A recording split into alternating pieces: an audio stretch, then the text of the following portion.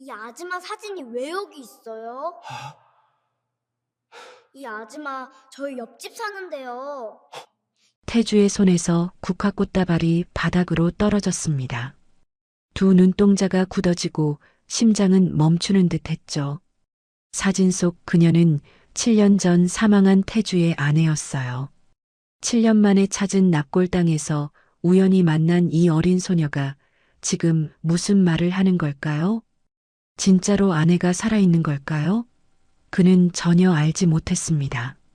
7년간의 진실이 밝혀지는 순간 그의 인생이 송두리째 뒤흔들린다는 것을요. 사연 시작 전 구독과 좋아요를 눌러주시고 어디서 듣고 계신지 댓글 남겨주시면 그곳으로 행운이 가득 깃들기를 바라겠습니다. 지연아, 7년 만이네. 태주의 낮고 떨리는 목소리가 조용한 납골당에 울려 퍼졌습니다. 오늘은 아내 지연의 칠죽이었죠. 그의 손에는 국화꽃 한 다발이 들려 있었어요. 납골당 3층, 가장 햇빛이 잘 드는 자리. 그곳에 지연의 사진만 덩그러니 놓여 있었습니다. 시신조차 찾지 못해 유골함은 비어 있었죠. 사진 속 지연은 여전히 환하게 웃고 있었지만 태주의 마음은 찢어지는 듯 아팠습니다. 이제야 다시 제자리로 돌아왔는데 너 없으니 아무 의미가 없어. 태주는 말을 잇지 못하고 고개를 떨구었습니다. 성공했지만 정작 그 성공을 함께 나눌 사람이 없다는 게 얼마나 공허한지 그는 매일 뼈저리게 느끼고 있었으니까요. 그때였습니다.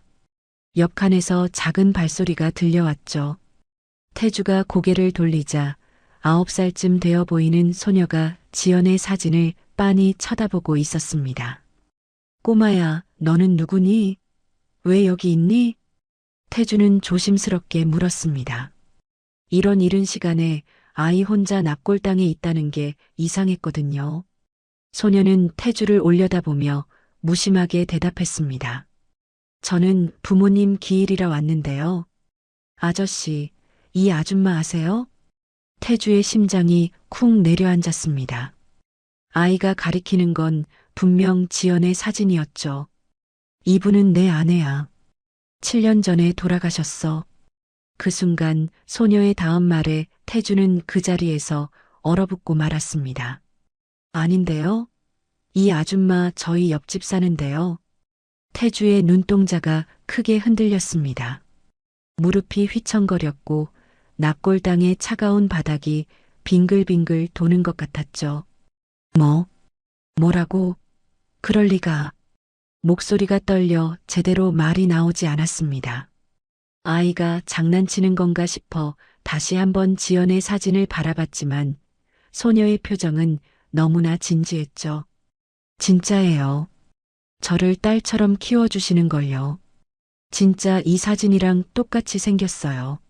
소녀의 또랑또랑한 목소리가 납골당의 정적을 깨뜨렸습니다. 태주는 벽에 기대지 않으면 쓰러질 것 같았죠. 뭐라고? 다시 한 번만 말해봐. 태주의 목소리는 간신히 짜낸 듯 갈라졌습니다. 45년 인생에서 이런 충격은 처음이었으니까요. 소녀는 고개를 갸웃거리며 천진난만하게 말했습니다. 이 아줌마요. 저희 옆집에 살아요. 손이 거칠어지셨지만 얼굴은 정말 이 사진이랑 똑같아요. 아줌마가 가끔 누군가 그리워하는 것 같긴 한데. 태주는 아이의 어깨를 붙잡았습니다. 손이 떨려서 제대로 힘 조절이 되지 않았죠. 정말이니? 정말 이 사람이랑 똑같이 생겼어? 네, 맞아요. 아줌마는 저한테 정말 잘해주세요. 작년에 부모님이 돌아가셨을 때도 아줌마 안 계셨으면 저는. 소녀의 눈가가 촉촉해졌습니다. 태주는 아이를 놓아주고 한 발짝 뒤로 물러났죠. 머릿속이 하얗게 변했습니다. 7년 동안 죽은 줄만 알았던 아내가 살아있다니. 너희 집이 어디니? 아저씨를 데려다 줄 수 있겠니? 태주의 목소리에는 간절함이 묻어났습니다. 혹시라도 아이가 거절할까봐 조바심이 났죠. 소녀는 망설임 없이 고개를 끄덕였습니다. 그럼요. 아줌마도 항상 누군가를 기다리는 것 같았는데 아저씨가 그 사람인가 봐요. 태주는 소녀를 따라 납골당을 나섰습니다. 차로 향하는 그의 발걸음은 급했지만 동시에 무거웠죠. 정말 지연이 맞을까? 살아있다면 왜 7년 동안 연락 한 번 없었을까? 수많은 의문이 머릿속을 가득 채웠습니다. 태주는 검은색 벤치에 소녀를 태우고 떨리는 손으로 시동을 걸었습니다. 내비게이션에 주소를 입력하니 남은 시간 30분이라는 글자가 화면에 떠올랐죠. 그는 깊게 숨을 들이쉬고 천천히 차를 출발시켰습니다. 백미러로 본 납골당은 점점 멀어졌고 그의 가슴은 점점 더 빠르게 뛰기 시작했죠. 아저씨, 괜찮으세요? 조수석에 앉은 소녀가 걱정스럽게 물었습니다. 태주의 손은 핸들을 잡은 채 미세하게 떨리고 있었거든요. 응, 괜찮아. 하지만 전혀 괜찮지 않았습니다. 심장이 불규칙하게 뛰었고 숨이 짧게 끊겼죠. 창밖으로 스쳐 지나가는 풍경이 흐릿하게 보였어요.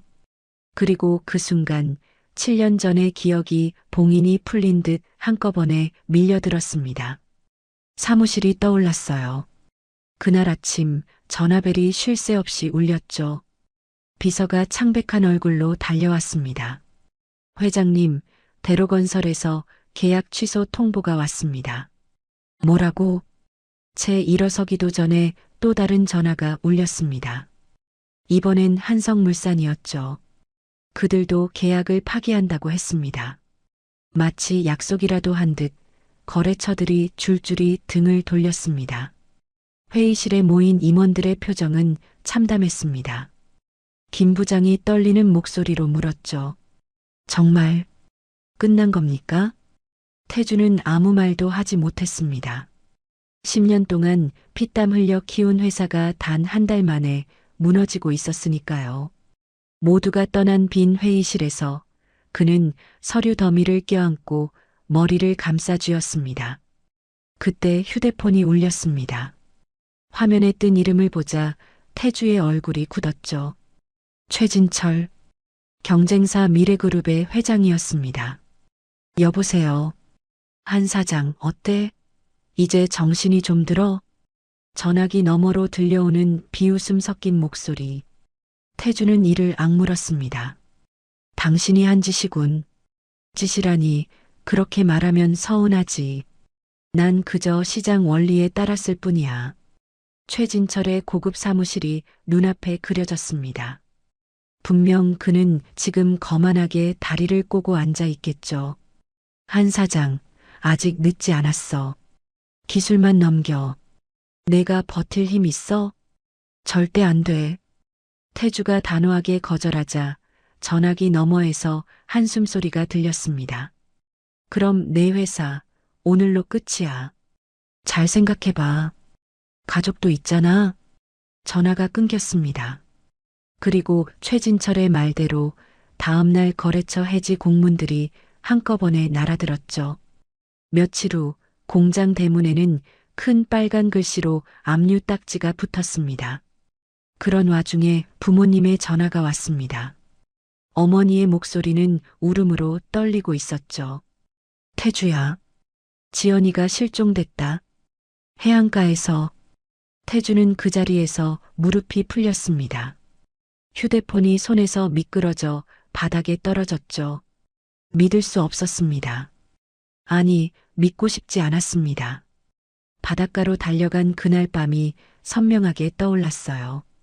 차가운 바닷바람, 거센 파도 소리, 그리고 모래사장에 덩그러니 놓인 지연의 신발 한 짝. 분홍색 운동화였죠. 지연이 가장 아끼던 것이었습니다. 지연아, 지연아. 목이 찢어지도록 소리쳤지만 대답은 없었습니다.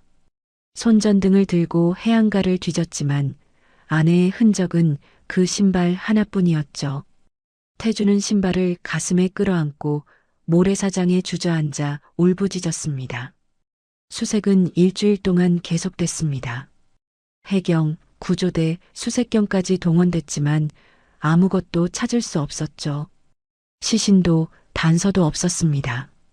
지연은 그렇게 바다에 삼켜진 것처럼 사라졌어요. 빈소를 차렸지만 관은 비어 있었습니다. 사진만 덩그러니 놓여 있었죠. 그때 누군가 다가왔어요. 최진철이 보낸 비서였죠. 한 사장님, 애도를 표합니다. 비서는 검은 서류 봉투를 태주 앞에 툭 내려놓았습니다.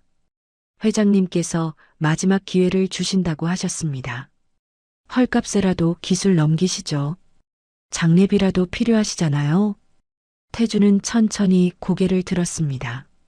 분노로 눈이 충혈되어 있었지만 현실은 너무나 참담했죠. 통장에는 장례비조차 없었고 빚쟁이들은 빈소까지 찾아왔습니다. 떨리는 손으로 서류를 펼쳤습니다. 10년 동안 개발한 기술을 헐값에 넘기는 계약서였죠. 태주는 피가 날 정도로 입술을 깨물었습니다.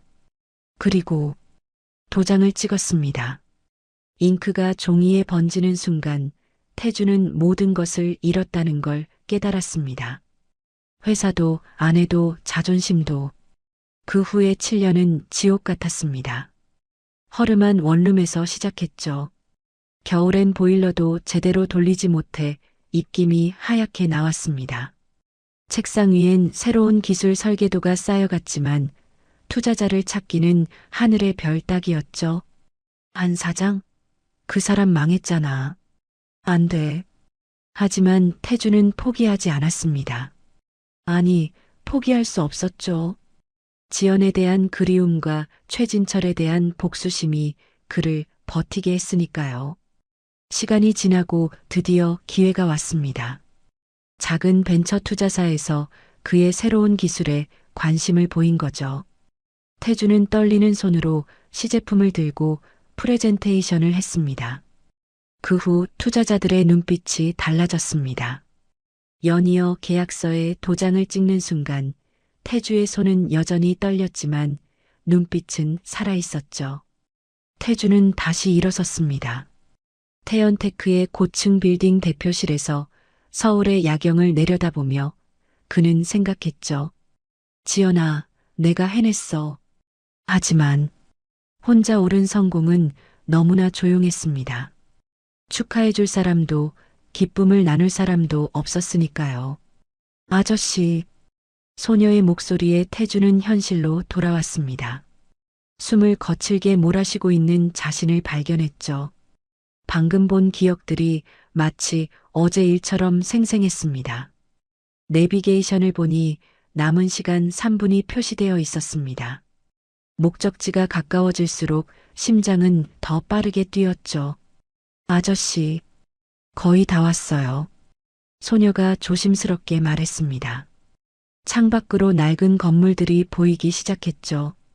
태주는 간신히 대답했습니다. 그래, 가보자. 차는 좁은 골목길로 접어들었습니다. 더 이상 들어갈 수 없는 곳에서 멈췄죠. 태주는 시동을 끄고 한참을 그대로 앉아 있었습니다. 아저씨? 소녀가 걱정스럽게 불렀습니다. 태주는 고개를 들었죠. 언덕 위에 오래된 집들이 다닥다닥 붙어 있는 달동네가 보였습니다. 그곳 어딘가에 지연이 있을지도 모른다는 생각에 태주의 가슴이 미칠 듯이 뛰기 시작했습니다. 7년 만에 만날지도 모르는 아내. 과연 어떤 모습일까요? 태주는 떨리는 손으로 차 문을 열었습니다. 운명의 시간이 다가오고 있었습니다. 태주는 떨리는 다리로 가파른 계단을 올랐습니다. 소녀가 앞장서서 길을 안내했죠. 낡은 시멘트 계단에는 곳곳에 금이 가 있었고 녹슨 난간이 위태롭게 흔들렸습니다. 저기에요. 소녀가 손가락으로 위쪽을 가리켰어요. 드디어 골목 끝에 도착했습니다. 소녀는 파란색 대문 앞에서 멈춰섰죠. 저희 집은 여기예요. 아줌마는 옆집에 살아요. 소녀가 바로 옆에 회색 대문을 가리켰습니다. 페인트가 군데군데 벗겨진 오래된 철제 대문이었죠. 태주의 시선이 그 문에 고정됐습니다. 저 안에 정말 지연이 있을까요? 소녀는 태주의 표정을 살피다가 조용히 말했습니다. 아저씨, 천천히 이야기하세요. 아줌마도 많이 놀라실 거예요. 그리고는 자기 집으로 들어가려다 잠시 멈췄습니다. 아줌마는 정말 좋은 분이에요. 그동안 많이 힘드셨을 거예요. 소녀는 마지막으로 격려의 미소를 보내고는 자기 집으로 들어갔습니다. 파란 대문이 닫히는 소리가 골목에 울렸죠. 이제 태주는 혼자였습니다. 회색 대문 앞에 홀로 서서 그는 떨리는 손을 주먹 쥐었다 폈다를 반복했습니다. 7년. 그 긴 시간이 이 문 하나를 사이에 두고 압축되어 있었습니다.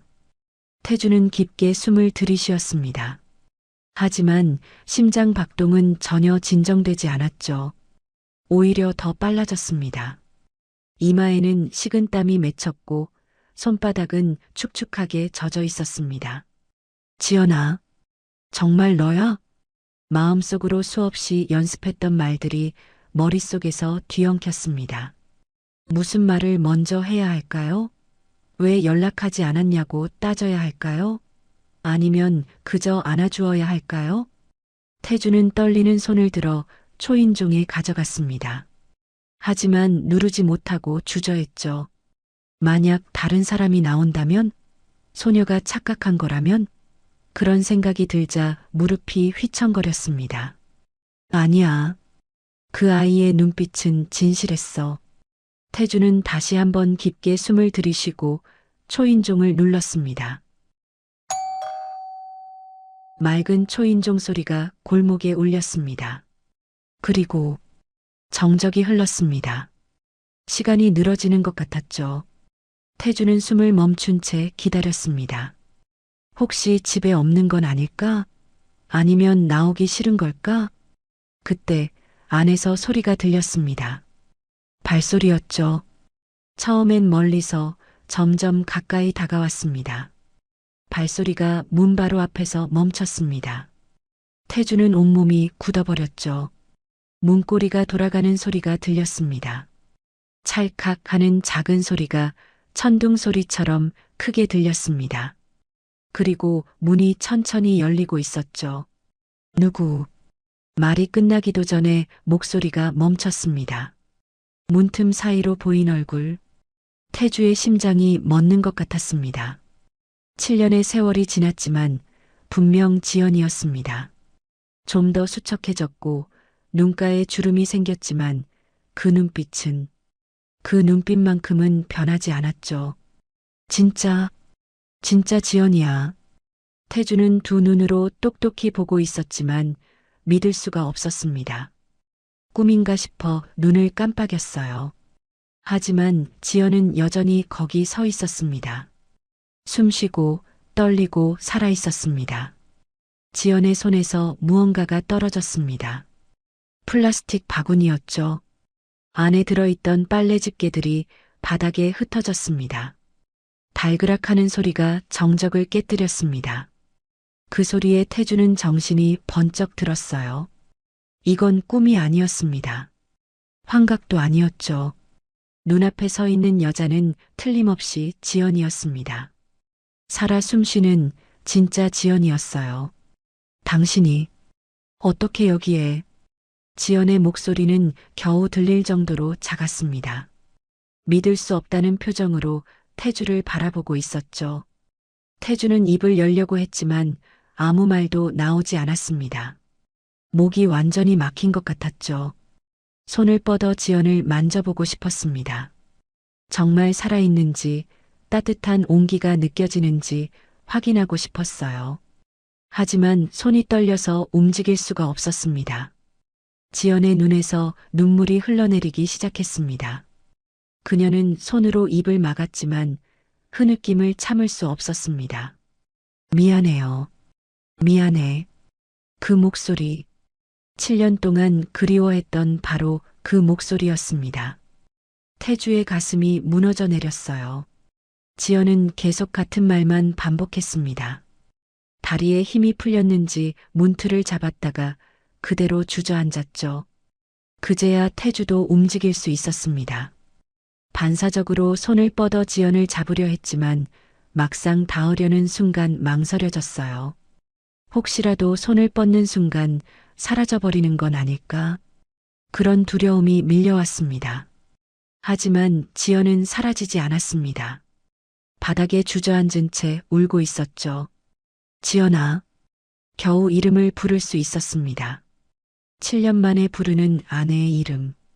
그 한마디에 담긴 그리움과 원망, 사랑과 안도가 뒤섞여 있었죠. 지연은 바닥에 앉은 채 울음을 멈추지 못했습니다. 어깨가 들썩이며 흐느꼈죠.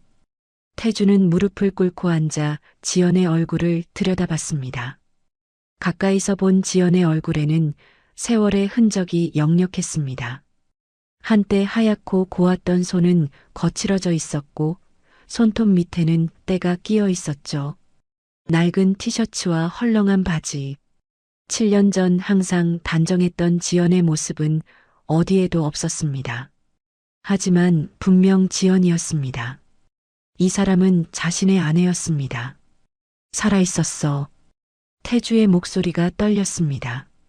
질문이 아니었어요. 확인이었습니다. 눈으로 보고 귀로 듣고 이제 믿을 수밖에 없는 사실이었죠. 정말 살아있었던 거야.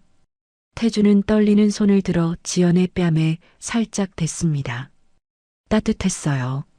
눈물로 젖어 있었지만 분명히 따뜻한 온기가 느껴졌습니다. 왜 이렇게 살고 있어? 분노인지 슬픔인지 구분할 수 없는 감정이 북받쳐 올랐죠. 지연은 한참을 울다가 겨우 몸을 일으켰습니다.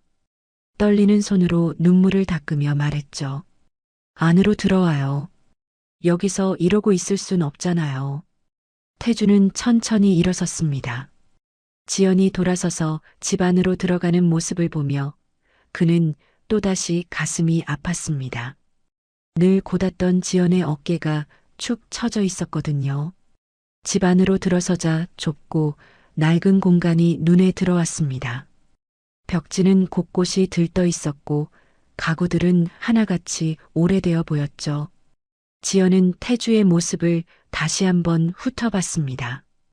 최고급 수트, 명품 시계, 흐트러짐 없는 헤어스타일. 7년 전 빚쟁이들에게 쫓기던 그 사람이 아니었어요. 성공했구나.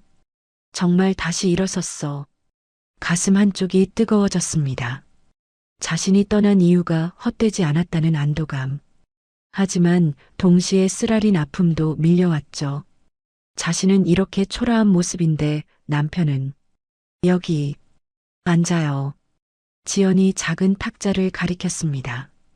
의자는 2개뿐이었는데 하나는 다리가 흔들거렸죠. 태주는 조심스럽게 앉았습니다. 지연이 부엌으로 가서 물을 끓이기 시작했습니다. 손이 떨려서 주전자를 제대로 잡을 수가 없었어요. 컵을 꺼내면서 생각했습니다. 이제 말해야 해. 더 이상 숨길 수 없어. 7년 동안 비밀로 간직했던 그날의 일. 혼자 짊어지고 살아온 무게. 이제는 내려놓을 때가 온 것 같았습니다. 아니, 내려놓아야 했어요. 태주가 여기까지 찾아온 이상, 더 이상 거짓말로 숨길 수는 없었으니까요. 손이 부들부들 떨렸습니다. 말하고 나면 남편이 자신을 어떻게 볼까요? 용서해 줄까요? 아니면 원망할까요? 두려웠습니다. 하지만 진실을 말하지 않으면 평생 후회할 것 같았어요. 지연은 물 2컵을 탁자에 놓고 맞은편에 앉았습니다. 그래. 짧은 대답이 오갔습니다. 예전 같았으면 자연스러웠을 대화가 이제는 너무나 어색했죠. 7년이라는 시간의 무게가 둘 사이를 짓누르고 있었습니다. 어떻게 된 거야? 태주가 먼저 입을 열었습니다. 목소리는 낮고 떨렸죠. 지연은 깊게 숨을 들이쉬었습니다. 눈은 여전히 빨갛게 부어 있었고 입술은 파르르 떨렸죠. 지연은 컵을 꽉 움켜쥐었습니다. 그리고 천천히 고개를 들어 태주를 똑바로 바라봤어요. 이제 말할게요. 목소리가 떨렸지만 눈빛만큼은 흔들리지 않았습니다. 왜 제가 떠나야 했는지, 왜 당신에게 연락할 수 없었는지, 7년 동안 감춰왔던 모든 걸 말할게요. 지연의 목소리는 간신히 들릴 정도로 작았습니다. 하지만 그 안에는 7년 동안 감춰왔던 진실의 무게가 담겨 있었죠. 태주는 컵을 내려놓고 지연을 바라봤습니다. 드디어 들을 수 있는 건가요? 왜 자신을 버리고 떠났는지, 왜 죽은 척하며 살아왔는지, 그 모든 의문에 대한 답을. 그날, 평소보다 일찍 퇴근했어요. 당신이 힘들어하는 걸 알았으니까 저녁이라도 같이 먹으려고요. 지연의 목소리가 과거로 빠져들었습니다. 7년 전에 어느 저녁이었습니다. 해가 일찍 지는 계절이라 6시가 조금 넘었는데도 거리는 어두웠죠. 지연은 남편을 위해 장을 보고 집으로 향하고 있었어요. 골목길에 들어서는 순간 지연은 본능적으로 불안감을 느꼈습니다. 평소엔 텅 빈 골목에 검은 승용차가 서 있었고 그 옆에 양복 차림의 남자가 기대어 있었거든요. 가로등 불빛이 남자의 얼굴을 비쳤습니다. 지연은 숨이 막혔죠. 최진철, 남편이 그토록 싫어하는 미래그룹의 회장이 왜 여기에? 지연이 돌아서려는 순간 최진철이 먼저 입을 열었습니다. 서지연 씨, 잠깐만요. 부드러운 목소리였지만 거절할 수 없는 압박감이 느껴졌습니다. 지연은 떨리는 다리로 그 자리에 멈춰섰죠. 저를 아시나요? 당연히 알죠. 한태주 사장 부인 아니신가요? 최진철이 차에서 떨어져 나와 천천히 다가왔습니다. 지연은 무의식적으로 장바구니를 가슴 앞으로 끌어안았죠. 마치 방패라도 되는 것처럼. 무슨 일로 찾아오셨죠? 단도직입적으로 말하죠. 최진철이 턱을 살짝 들어 올렸습니다. 그 거만한 표정에 지연은 움츠러들었죠. 당신 남편 오늘 오후에 마지막 거래처까지 다 끊어졌어요. 이제 정말 끝장이죠. 지연의 얼굴이 하얗게 질렸습니다. 아침에 나갈 때만 해도 태주는 희망적이었는데 설마 그 사이에. 거짓말이에요. 태주 씨는 아직 거짓말이라고요? 직접 확인해 보시죠. 최진철이 휴대폰을 꺼내 무언가를 보여줬습니다. 거래 취소 공문들이었죠. 모두 태주 회사의 주요 거래처들이었습니다. 지연의 다리에 힘이 풀렸습니다. 장바구니가 손에서 미끄러질 뻔했죠. 왜 이러시는 거예요? 우리가 뭘 잘못했길래. 잘못? 글쎄요. 그저 사업일 뿐인데. 최진철의 입꼬리가 올라갔습니다. 그 차가운 미소에 지연은 소름이 돋았죠. 하지만 제가 도와줄 수는 있어요. 한태주를 다시 일으켜 세울 수 있다는 얘기죠. 무슨 말씀이세요? 지연이 떨리는 목소리로 물었습니다. 최진철은 한 걸음 더 가까이 다가왔죠. 지연은 뒷걸음질 쳤지만 이미 벽에 등이 닿아 있었습니다. 그 사람이 가진 기술 있잖아요. 그거 제가 사주겠다는 겁니다. 괜찮은 가격이에요. 빚도 다 갚고 새 출발할 수 있을 정도로. 태주 씨는 절대 안 팔 거예요. 그건 10년 동안의 심혈을. 그래서 문제죠. 최진철의 목소리가 갑자기 차가워졌습니다. 당신 남편 끝까지 버틸 거예요. 자존심 때문에. 그리고 그는 잠시 멈췄다가 지연을 똑바로 바라봤습니다. 당신 때문에요. 네. 사랑하는 아내가 있으니까 버티는 거예요. 아내와 가정을 지켜야 한다는 책임감 때문에 무리하게 버티다가 결국. 최진철이 의미심장하게 말끝을 흐렸습니다. 지연의 가슴이 철렁 내려앉았죠. 버티다가 완전히 무너지면 그땐 아무도 못 살려요. 그런데 지금 포기하고 저와 거래하면 최소한 재기할 기회는 있죠. 그래서 제가 뭘 어떻게 하라는 거예요? 지연의 목소리에 절망감이 묻어났습니다. 최진철은 주머니에서 검은색 명함을 꺼냈죠. 당신이 사라지면 돼요. 뭐라고요? 들으신 대로예요. 한태주 곁에서 당신이 사라지면 그는 더 이상 버틸 이유가 없어질 거예요. 최진철이 명함을 지연 쪽으로 내밀었습니다. 지연은 믿을 수 없다는 표정으로 그를 바라봤죠. 미친 소리. 어떻게 그런 생각을? 미친 소리가 아니에요. 가장 확실한 방법이죠. 명함이 지연의 발 앞에 떨어졌습니다. 이 사람이 다 알려줄 거예요. 어떻게 해야 하는지. 전절대. 태주 씨를 떠날 수 없어요. 지연이 단호하게 거부했지만 최진철은 동요하지 않았습니다. 그럼 같이 망하는 수밖에요. 빚쟁이들한테 시달리다가 결국. 아, 맞다. 최진철이 무언가 생각난 듯 덧붙였습니다. 한태주 같은 사람은 자존심 때문에라도 위험한 선택을 할 수도 있겠네요. 사업 실패에 아내까지 고생시킨다는 죄책감. 견딜 수 있을까요? 지연의 얼굴에서 핏기가 싹 빠졌습니다. 태주의 성격을 생각하니 충분히 가능한 일이었죠. 그는 늘 자신 때문에 다른 사람이 피해보는 걸 견디지 못했으니까요. 시간이 많지 않아요. 내일 모레면 법원에서 압류영장 나올 겁니다. 최진철이 차로 돌아가며 마지막으로 말했습니다. 한태주를 살리고 싶으면 현명한 선택하세요. 검은 승용차가 골목을 빠져나갔습니다. 지연은 그 자리에 주저앉았죠. 다리에 힘이 없어서 더는 서 있을 수가 없었습니다. 바닥에 떨어진 검은 명함이 눈에 들어왔습니다. 박준서라는 이름과 전화번호만 적힌 단순한 명함이었죠. 지연은 떨리는 손으로 그것을 집어들었습니다. 집으로 돌아온 지연은 밤새 잠을 이루지 못했습니다. 태주는 회사 일로 들어오지 못했고 새벽에 문자 한 통만 왔죠. 미안해. 오늘도 못 들어가. 걱정하지 마. 다 잘 될 거야. 사랑해. 그 짧은 문자를 읽으며 지연은 눈물을 흘렸습니다.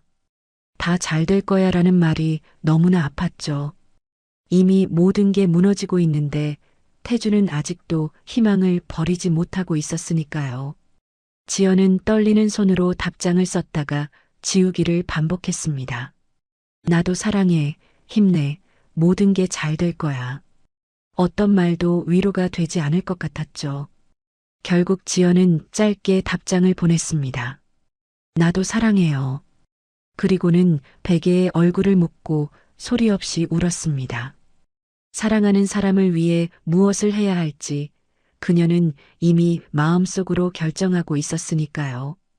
현재로 돌아온 지연은 눈물로 젖은 얼굴을 들었습니다. 그날 밤 정말 미칠 것 같았어요. 당신을 살리려면 제가 사라져야 한다니. 그런 선택을 해야 한다니. 태주는 아내의 떨리는 어깨를 바라보며 주먹을 꽉 쥐었습니다. 최진철. 그 이름이 뇌리에 깊이 각인되었죠. 7년 전 모든 비극의 시작은 바로 그 남자였습니다. 지연은 잠시 말을 멈추고 깊게 숨을 들이쉬었습니다. 그리고 이어지는 지연의 말은 태주가 상상하던 비극보다 훨씬 더 잔혹한 진실이었어요. 최진철을 만난 후 며칠 동안 정말 지옥 같았어요. 그날 밤부터 지연은 제대로 잠을 이루지 못했습니다. 눈을 감으면 최진철의 차가운 눈빛이 떠올랐고 태주가 무너지는 모습이 악몽처럼 나타났죠. 침대 옆 탁자에는 검은색 명함이 놓여 있었습니다. 박준서라는 이름이 적힌 그 명함을 지연은 수십 번도 넘게 집어들었다가 내려놓기를 반복했어요. 태주 씨에게 말해야 하는데. 지연은 떨리는 손으로 휴대폰을 들었습니다. 태주의 번호가 화면에 떴지만 통화 버튼을 누를 수가 없었죠. 내가 말하는 순간 그 사람은 최진철과 싸우려 들 거야. 그럼 더 큰 피해가. 결국 지연은 휴대폰을 내려놓았습니다. 이미 벼랑 끝에 선 태주에게 이런 일까지 알리면 그는 분노로 무모한 짓을 할지도 모릅니다. 사흘째 되는 날 아침, 지연은 결심했습니다. 거울에 비친 자신의 모습은 초췌했죠. 눈 밑에는 다크서클이 짙게 내려앉아 있었고 입술은 바싹 말라 있었어요. 떨리는 손으로 명함의 번호를 눌렀습니다. 신호음이 2번 울리고 낯선 남자의 목소리가 들렸죠. 여보세요. 저 서지연입니다. 최진철 회장님이. 기다리고 있었습니다. 오늘 오후 3시 강변북로 근처 찻집으로 오세요. 전화는 일방적으로 끊겼습니다. 지연은 한참을 멍하니 휴대폰을 바라봤죠.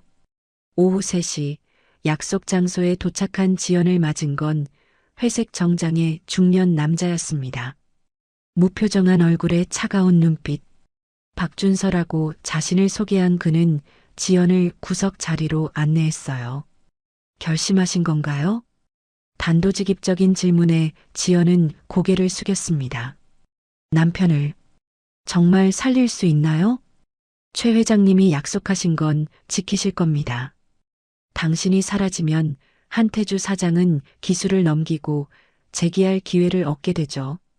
브로커는 서류 가방에서 몇 장의 문서를 꺼냈습니다. 방법은 간단합니다. 실종으로 처리하는 거죠.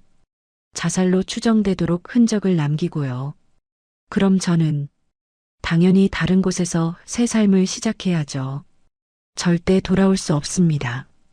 죽은 사람이니까요. 지연의 눈에서 눈물이 흘렀습니다. 브로커는 무심하게 말을 이었죠. 시부모님의 협조가 필요합니다. 실종 신고를 해주셔야 하니까요. 남편은 충격으로 제대로 못할 테니. 어머님과 아버님께. 지연은 말을 잇지 못했습니다. 자신을 친딸처럼 아껴주신 분들께 이런 부탁을 해야 한다니. 자세한 건 문자로 보내드리겠습니다. 브로커가 자리에서 일어났습니다. 지연은 급하게 물었어요. 정말 다른 방법은 없나요? 브로커는 잠시 멈춰서서 뒤돌아봤습니다. 있었다면 여기 왜 왔겠습니까? 그 말을 끝으로 브로커는 사라졌습니다. 지연은 홀로 남아 한참을 울었죠. 며칠 후 깊은 새벽, 지연은 작은 가방 하나를 들고 집을 나섰습니다. 태주는 여전히 회사에서 밤을 새우고 있었죠. 현관문을 나서며 지연은 뒤를 돌아봤습니다. 다시는 돌아올 수 없는 집이었어요. 시부모님 댁까지 가는 길이 이렇게 멀게 느껴진 적은 없었습니다. 새벽 공기는 차가웠지만 지연의 이마에는 식은땀이 맺혔죠. 초인종을 누르자 잠시 후 불이 켜졌습니다. 문을 열어준 시어머니는 새벽에 찾아온 며느리를 보고 놀랐죠. 지연아, 이 시간에 무슨 일이니? 시어머니는 며느리의 창백한 얼굴을 보자마자 뭔가 심상치 않음을 느꼈습니다. 왜 이렇게 야위었니? 무슨 일 있었어? 어서 들어와. 거실로 들어가자 시아버지도 나왔습니다. 두 분의 걱정스러운 눈빛에 지연의 가슴이 찢어질 것 같았죠. 부모님이 없던 지연에게 시부모님은 진짜 부모나 다름없었으니까요. 어머님, 아버님 드릴 말씀이 있어요. 지연의 떨리는 목소리에 시부모님의 표정이 굳어졌습니다. 무슨 일인데 그러니? 태주는 알고 있니? 시아버지의 물음에 지연은 고개를 저었습니다. 그리고 떨리는 목소리로 최진철과의 만남, 그가 한 협박, 그리고 브로커의 제안까지 모두 털어놓았어요. 시어머니의 얼굴이 점점 창백해졌습니다. 시아버지는 주먹을 꽉 쥐며 분노했죠. 그 나쁜 놈, 당장 경찰에 신고하자. 우리가 함께 맞서면. 안 돼요, 아버님. 지연이 급하게 말을 막았습니다. 최진철은 태주 씨의 모든 걸 알고 있어요. 회사 일정, 거래처 정보, 심지어 집 비밀번호까지. 그가 마음먹으면 언제든 태주 씨를 해칠 수 있어요. 그래도 내가 죽은 척까지 해야 한단 말이니? 시어머니가 울먹이며 물었습니다. 지연은 무릎을 꿇고 앉았죠. 어머님, 아버님, 부탁드려요. 제가 사라져야 태주 씨가 삽니다. 그래야 최진철이 손을 떼고 태주 씨가 다시 일어설 수 있어요. 안 돼. 그건 안 돼. 시어머니가 지연의 손을 꽉 잡으며 울음을 터뜨렸습니다. 우리가 지켜줄게. 내가 왜 그런 희생을. 어머님, 지연도 눈물을 흘렸습니다. 저도 부모님이 안 계셔서 혼자였잖아요. 그런절 어머님과 아버님이 친딸처럼 아껴주셨죠. 이 은혜를 어떻게 갚아야 할지. 시아버지가 털썩 주저앉으며 머리를 감싸쥐었습니다. 우리가 힘이 없어서 너까지 이런 고생을. 아니에요, 아버님. 이건 제 선택이에요. 사랑하는 사람을 위한 선택이에요. 지연은 눈물로 얼룩진 얼굴을 들고 간절히 부탁했습니다. 제가 실종되면 그때 신고해 주세요. 그리고 태주 씨에겐 절대 진실을 말하지 말아주세요. 제발. 시부모님은 며느리의 손을 잡고 한참을 울었습니다. 자식 같은 며느리를 이렇게 보내야 한다는 게 너무나 가슴 아팠죠. 정말 다른 방법은 없니? 시어머니가 마지막으로 물었습니다. 지연은 슬프게 미소 지으며 고개를 저었어요. 죄송해요, 어머님. 정말 죄송해요. 새벽이 밝아오기 시작했습니다. 지연은 일어서며 마지막 인사를 했죠.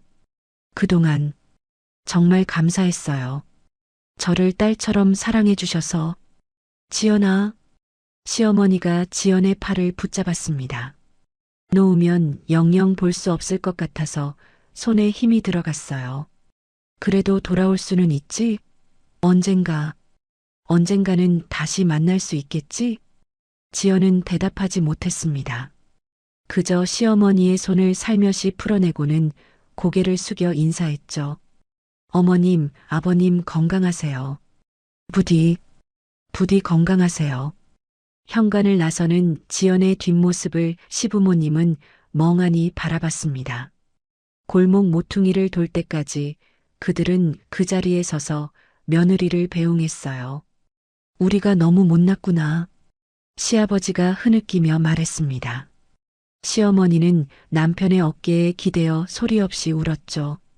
기억에서 빠져나온 지연은 손수건으로 눈물을 닦으며 말했습니다. 그게 제가 어머님, 아버님을 마지막으로 본 날이었어요. 7년이 지난 지금도 두 분 생각하면 가슴이 미어져요. 태주는 아내의 말을 들으며 온몸이 떨렸습니다. 부모님이 그런 비밀을 안고 살아오셨다니 그 고통이 얼마나 컸을까요? 어머니, 아버지, 태주의 목소리가 갈라졌습니다. 모든 것이 자신을 살리기 위한 희생이었다니. 지연은 잠시 눈을 감았다가 다시 뜨며 조심스레 이야기를 계속했어요. 시부모님 집을 나와서 제가 한 일은. 그날 새벽 지연은 시부모님 집을 나서자마자 떨리는 손으로 휴대폰을 꺼냈습니다. 명함에 적힌 번호를 눌렀죠. 여보세요. 박준서 씨죠? 준비됐습니다. 제가 사라지겠습니다.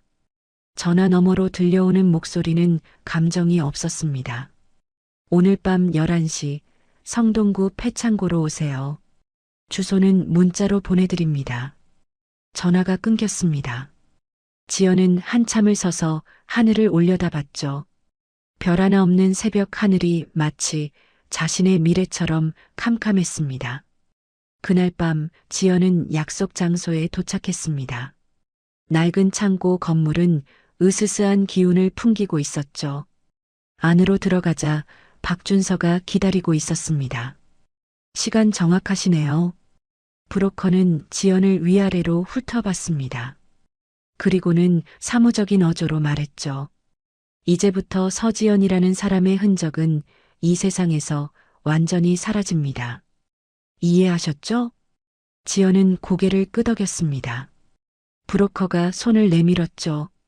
휴대폰 주세요. 지연이 휴대폰을 건네자 브로커는 망설임 없이 바닥에 내려놓고 발로 밟아부쉈습니다. 플라스틱 파편이 사방으로 튀었죠. 통신 기록은 이미 조작해뒀습니다. 마지막 위치는 동해안 절벽으로 되어 있죠. 브로커는 지연의 가방을 가리켰습니다. 평소에 들고 다니던 물건들 보여주세요. 지연은 떨리는 손으로 가방을 열었습니다. 지갑, 열쇠고리, 화장품 파우치, 일상의 흔적들이 하나둘 꺼내졌죠. 브로커는 그 중에서 몇 가지를 골라냈습니다. 분홍색 운동화 한 짝, 태주가 선물한 머리끈, 그리고 작은 카드 지갑. 이 정도면 충분합니다. 그가 비닐봉지에 물건들을 담으며 말했습니다. 새벽 2시경에 해안가에 뿌려놓을 겁니다. 파도에 씻겨온 것처럼 자연스럽게요. 지연은 자신의 물건들이 봉지에 담기는 걸 보며 눈물을 흘렸습니다. 특히 그 운동화는 태주와 함께 산책할 때 늘 신던 것이었죠. 이제 이동 경로를 알려드립니다. 브로커가 지도를 펼쳤습니다. 여기서부터는 CCTV 사각지대입니다.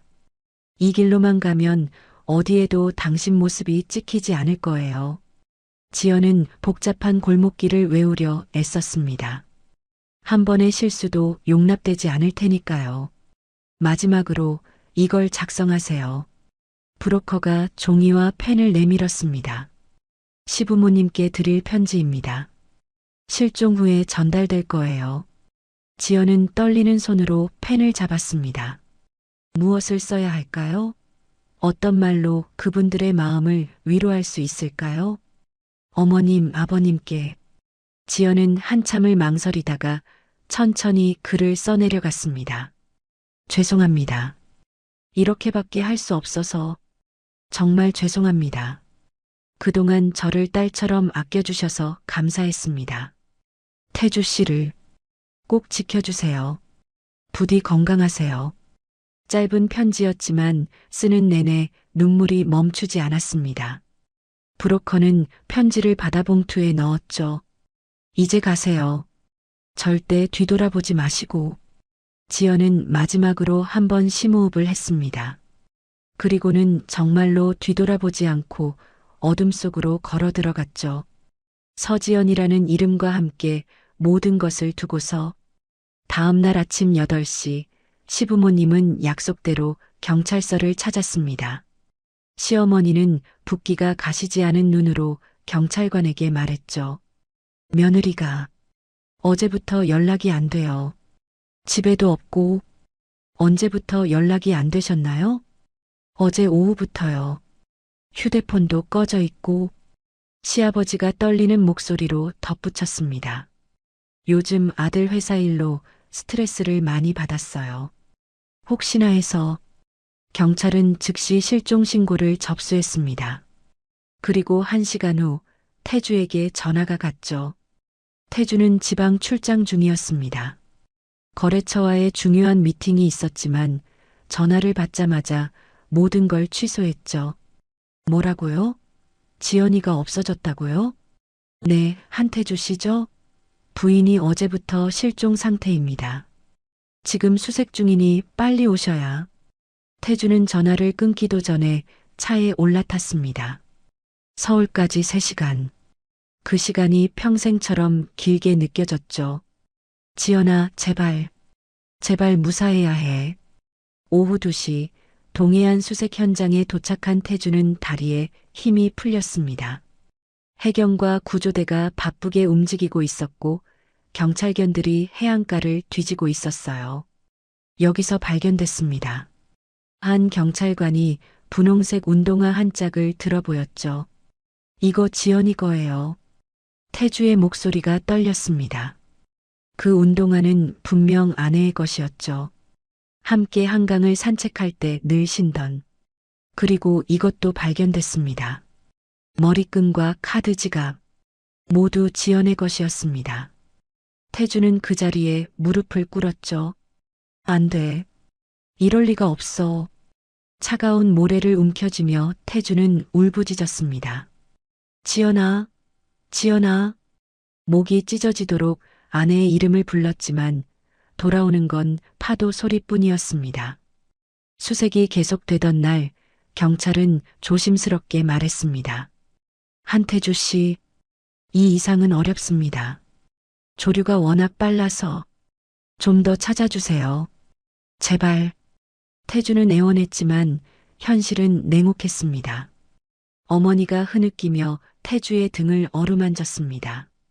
아버지는 고개를 숙인 채 어깨를 들썩였죠.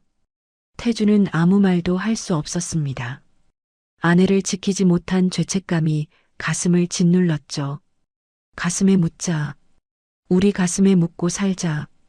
어머니의 말에 세 사람은 다시 눈물을 흘렸습니다. 그날 이후 태주는 완전히 다른 사람이 되었습니다. 웃음을 잃었고 사람들과의 만남을 피했죠. 오직 일에만 매달렸습니다. 지연에 대한 그리움과 죄책감을 잊으려는 듯이 말을 마친 지연은 손등으로 눈물을 훔치며 태주를 바라봤습니다. 그렇게 저는 이 세상에서 사라진 사람이 되었어요. 당신과 부모님이 얼마나 슬퍼하실지 알면서도 어쩔 수 없었어요. 7년 동안 그녀가 짊어졌던 무게가 어떤 것이었는지 태주는 이제야 깨달았습니다. 태주의 눈에 눈물이 맺혔죠. 그렇게 서지연이라는 이름을 버리고 저는 이 달동네로 왔어요. 지연의 목소리는 조용했지만 그 안에는 7년의 무게가 고스란히 담겨 있었습니다. 7년 전 그날 밤 어둠 속을 걸어 나온 지연은 새벽 첫 차를 타고 서울에서 멀리 떨어진 작은 도시로 향했습니다. 기차 안에서 창밖을 바라보는 내내 그녀는 한 번도 뒤를 돌아보지 않았죠. 돌아보면 무너질 것 같았으니까요. 도착한 곳은 낡은 주택가였습니다. 좁은 골목과 허름한 건물들이 다닥다닥 붙어 있는 달동네였죠. 지연은 부동산도 거치지 않고 그저 골목을 걸으며 방구함이라고 써진 낡은 쪽지를 찾아다녔습니다. 신분증을 요구하지 않는 곳, 보증금이 적은 곳을 찾아야 했으니까요. 3일 만에 겨우 찾은 단칸방은 화장실도 공동이었습니다. 벽지는 곳곳이 들떠 있었고 창문은 제대로 닫히지도 않았죠. 하지만 지연에게는 그것조차 사치였습니다. 방 한 칸에 몸을 숨길 수 있다는 것만으로도 감사했으니까요. 첫날 밤 지연은 빈 방바닥에 앉아 무릎을 껴안았습니다. 창밖으로 보이는 낯선 하늘, 들리지 않는 남편의 목소리. 가슴이 찢어지는 것 같았죠. 당신, 지금 어디 있어요? 얼마나 힘들어하고 있을까? 하지만 눈물은 흘릴 수 없었습니다. 울면 무너질 것 같았으니까요. 지연은 이를 악물고 눈을 감았습니다. 그리고 스스로에게 다짐했죠. 이제 서지연은 없어. 태주 씨를 위해서라도 절대 돌아가면 안 돼. 다음 날부터 지연은 일자리를 찾아다녔습니다. 하지만 신분증 없이 일할 수 있는 곳은 많지 않았죠. 식당 설거지, 건물 청소, 전단지 돌리기. 하루하루 일용직을 전전하며 근근히 살아갔습니다. 어느 날은 새벽 5시부터 저녁 7시까지 식당 주방에서 설거지를 했습니다. 뜨거운 물에 손이 벌겋게 부어올랐고 허리는 끊어질 듯 아팠죠. 하루 일당 5만 원. 지연은 그 돈을 꼭 쥐고 방으로 돌아왔습니다. 이 정도면 한 일주일은 버틸 수 있겠지. 작은 중얼거림이 빈방에 울렸습니다. 혼자 사는 게 이렇게 외로운 줄 몰랐습니다. 말을 걸 사람도 안부를 물어줄 사람도 없었죠. 그렇게 6년이 흘렀습니다. 지연의 삶은 단조로웠습니다. 새벽에 일어나 일하러 가고 저녁에 돌아와 잠드는 것. 그게 전부였죠. 가끔 옆집에서 가족들의 웃음소리가 들리면 지연은 베개에 얼굴을 묻고 소리 없이 울었습니다. 태주 씨는 내가 없어도 잘 지내고 있는 걸까? 밤마다 남편을 떠올렸습니다. 함께 걷던 한강변, 함께 먹던 아침 식사, 함께 웃던 그 시간들. 모두 돌이킬 수 없는 추억이 되어버렸죠. 하지만 돌아갈 수는 없었습니다. 만약 자신이 돌아간다면 남편은 또다시 최진철의 소나기에 들어갈 것입니다. 미안해요, 태주 씨. 이게 당신을 지키는 유일한 방법이에요. 1년 전 봄이었습니다. 지연이 저녁 늦게 일을 마치고 돌아오는데 옆집 문 앞에서 어린 소녀가 쪼그리고 앉아 울고 있었습니다. 9살쯤 되어 보이는 아이였죠. 왜 그래? 다쳤어? 지연이 조심스럽게 물었습니다. 소녀는 눈물 범벅인 얼굴로 지연을 올려다봤어요. 엄마 아빠가 사고 났대요. 병원에 가야 하는데 혼자는 무서워요. 지연의 가슴이 철렁 내려앉았습니다. 어느 병원이야? 아줌마가 같이 가줄게. 지연은 소녀의 손을 잡고 급히 병원으로 향했습니다. 택시비가 아까웠지만 이럴 때가 아니었죠. 병원 응급실은 소란스러웠습니다. 의사와 간호사들이 바쁘게 움직이고 있었고 중환자실 앞에는 보호자들이 불안한 얼굴로 서 있었어요. 보호자 되시나요? 간호사가 다가와 물었습니다. 지연은 잠시 망설였지만 고개를 끄덕였죠. 네, 그렇습니다. 이쪽으로 오세요. 간호사의 안내를 받아 중환자실로 들어갔습니다. 침대 2개가 나란히 놓여 있었고 그 위에는 온몸에 붕대를 감은 부부가 누워 있었죠. 보람이는 침대 사이에서 흐느끼고 있었습니다. 엄마, 아빠, 지연은 가슴이 미어지는 것 같았습니다. 의사가 조용히 다가와 말했어요. 죄송합니다. 최선을 다했지만 너무 큰 사고였습니다. 침대에 누운 보람이의 어머니가 힘겹게 눈을 떴습니다. 지연을 바라보며 간신히 입을 열었죠. 저희 보람이 부탁드려요.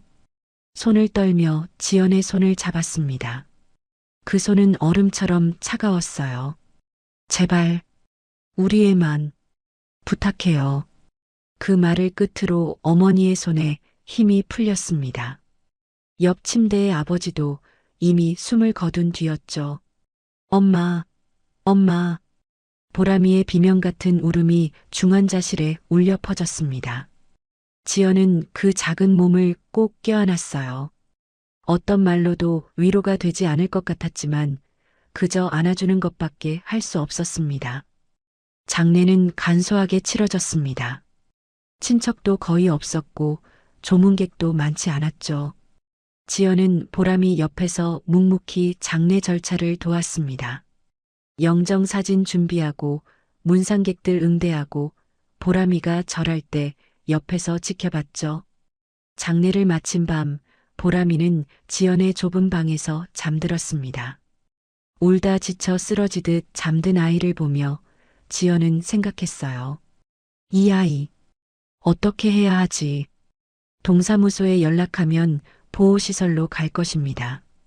그곳에서 얼마나 외롭게 지낼지 지연은 너무나 잘 알고 있었죠. 자신도 어린 시절 부모님을 잃고 시설에서 자랐으니까요. 안 돼. 이 아이를 그런 곳으로 보낼 순 없어. 다음 날 아침 보람이가 눈을 떴습니다. 붓기가 가시지 않은 눈으로 지연을 바라봤죠. 아줌마, 저 어떡해요? 저 이제 어디로 가야 해요? 지연은 보람이의 손을 꼭 잡았습니다. 보람아, 아줌마랑 같이 살자. 괜찮겠어? 보람이의 눈에서 눈물이 주르륵 흘러내렸습니다. 정말요? 그래. 우리 둘이서 가족이 되는 거야. 보람이는 지연의 품에 안겨 한참을 울었습니다. 지연도 아이의 머리를 쓰다듬으며 눈물을 흘렸죠. 자신과 똑같이 혼자가 된 아이. 외면할 수 없었습니다. 그날부터 두 사람의 생활이 시작됐습니다. 지연은 더 열심히 일했습니다. 아이를 먹여 살려야 했으니까요.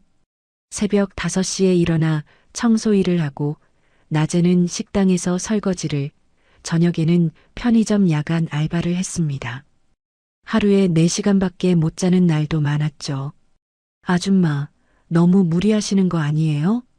보람이가 걱정스러운 얼굴로 물었습니다. 지연은 웃으며 아이의 머리를 쓰다듬었어요. 괜찮아. 우리 보람이 학교 잘 다니고 밥 잘 먹으면 그게 아줌마 힘이야. 보람이는 지연에게 큰 위로였습니다. 학교에서 돌아오면 하루 있었던 일을 신나게 이야기했죠. 아줌마, 오늘 학교에서 칭찬받았어요. 수학 문제 다 맞았대요. 그래, 우리 보람이 정말 대단하네. 지연은 보람이와 함께 웃고, 함께 밥을 먹고, 함께 잠들었습니다. 7년 만에 처음으로 느껴보는 따뜻함이었죠. 혼자가 아니라는 것, 누군가를 지킬 수 있다는 것, 그것만으로도 살아갈 이유가 생겼습니다. 하지만 밤이 되면 여전히 남편을 떠올렸습니다. 돌아가고 싶었습니다. 남편의 얼굴이 보고 싶었고, 목소리가 듣고 싶었어요. 하지만 참아야 했습니다. 최진철이 여전히 그곳에 있는 한 자신이 돌아가면 남편은 또다시 위험에 빠질 테니까요. 미안해요, 당신. 조금만 더 기다려줘요. 언젠가는 다시 만날 수 있겠죠. 하지만 그 언젠가가 올 거라고는 생각하지 못했습니다. 일주일 전이었습니다. 보람이가 조심스럽게 지연에게 다가왔어요. 아줌마, 이번 주 토요일이 엄마 아빠 일주기예요. 지연은 고개를 끄덕였습니다. 벌써 1년이 지났다니. 시간이 이렇게 빨리 가는지 몰랐죠. 그래, 같이 가자. 납골당에 가야지. 정말요? 아줌마도 같이 가줄 거예요? 당연하지. 우리 이제 가족인데. 보람이는 환하게 웃었습니다. 그 미소를 보며 지연도 따라 웃었죠. 하지만 목요일 밤 지연은 갑자기 몸이 안 좋아졌습니다. 감기 몸살이 심하게 왔어요. 열이 나고 온몸이 으슬으슬 떨렸습니다. 금요일 내내 누워 있었지만 나아지지 않았죠. 토요일이 된 오늘 아침 지연은 이불을 뒤집어 쓴 채 신음했습니다. 보람아, 미안해. 아줌마가 오늘 같이 못 갈 것 같아. 보람이는 걱정스러운 얼굴로 지연의 이마에 손을 댔어요. 아줌마, 열이 엄청 높아요. 병원 가야 하는 거 아니에요? 괜찮아. 하루만 쉬면 나을 거야. 근데 보람이 너는 저 혼자 갈 수 있어요. 혼자? 그건 안 돼. 너무 어린데. 보람이는 씩씩하게 웃으며 말했어요. 아줌마, 저 내년이면 10살이에요. 혼자서도 잘할 수 있어요. 게다가 주민센터에서 무료 셔틀버스 운영한대요. 할머니들이랑 같이 타고 가면 되니까 안전해요. 지연은 망설였습니다. 하지만 몸이 너무 안 좋았고 보람이의 눈빛은 간절했죠. 정말 괜찮겠어? 네. 저 꼭 다녀올게요. 아줌마는 푹 쉬세요. 결국 지연은 보람이를 정류장까지 배웅했습니다. 마스크를 쓰고 비틀거리며 걸었죠. 조심히 다녀와. 해지기 전에 꼭 돌아와야 해. 알았지? 네, 아줌마. 걱정 마세요. 빨리 들어가서 쉬세요. 버스가 출발하는 모습을 본 지연은 힘없이 집으로 돌아왔습니다. 이불 속에 누워 천장을 바라보며 생각했죠. 보람이 잘 다녀올 거야. 납골당은 위험한 곳도 아니고 어르신들도 같이 계시니까 괜찮을 거야. 하지만 지연은 몰랐습니다. 그곳에 남편이 있을 거라는 것을, 보람이가 우연히 자신의 사진을 보게 될 거라는 것을, 그리고 그 우연이 7년 만에 두 사람을 다시 만나게 할 거라는 것을. 지연은 눈을 감았습니다. 열 때문에 머리가 지끈거렸지만 보람이가 무사히 다녀오기만을 바라며 잠에 빠져들었죠. 운명의 톱니바퀴가 돌아가기 시작한 순간이었습니다. 그렇게 오늘 보람이가 낙골당에서 당신을 만난 거예요. 지연은 긴 이야기를 마치고 조용히 손을 무릎 위에 얹었습니다. 방 안은 깊은 정적에 휩싸였죠. 시계 초침 소리만이 작게 들렸습니다. 태주는 움직이지 않았어요. 그저 테이블 모서리를 꽉 붙잡고 있을 뿐이었죠. 손등에 핏줄이 붉어져 나올 정도로 힘을 주고 있었습니다. 손가락 마디가 하얗게 변했어요. 지연은 조심스럽게 남편을 바라봤습니다. 뭐라고 말을 걸어야 할지 몰랐죠. 그저 남편의 반응을 지켜볼 수밖에 없었습니다. 태주의 어깨가 미세하게 떨리기 시작했습니다. 처음에는 작게, 그러다 점점 크게. 숨소리도 불규칙해졌죠. 거칠게 들이쉬다가 막히는 것처럼 멈췄다가를 반복했습니다. 여보. 지연이 작은 목소리로 불렀습니다. 하지만 태주는 대답하지 않았어요. 천천히, 아주 천천히 태주는 몸을 숙이기 시작했습니다. 등이 구부러지고 고개가 떨어졌죠. 양손이 테이블에서 떨어져 자신의 얼굴을 감쌌습니다. 이걸 혼자서. 입 밖으로 새어나온 말은 가늘고 떨렸습니다. 지연은 그 목소리를 듣는 순간 가슴이 찢어지는 것 같았죠. 태주의 무릎에서 힘이 빠졌습니다. 그대로 바닥에 털썩 주저앉았어요. 의자가 뒤로 밀려나가며 큰 소리를 냈지만 태주는 신경 쓰지 않았습니다. 여보. 지연이 급히 몸을 일으켰습니다. 남편에게 다가가려다 멈췄죠. 손을 뻗었다가 다시 걷었습니다. 어떻게 위로해야 할지 몰랐으니까요. 태주는 바닥에 무릎을 꿇은 채 양손으로 얼굴을 감싸고 있었습니다. 눈을 질끈 감았어요.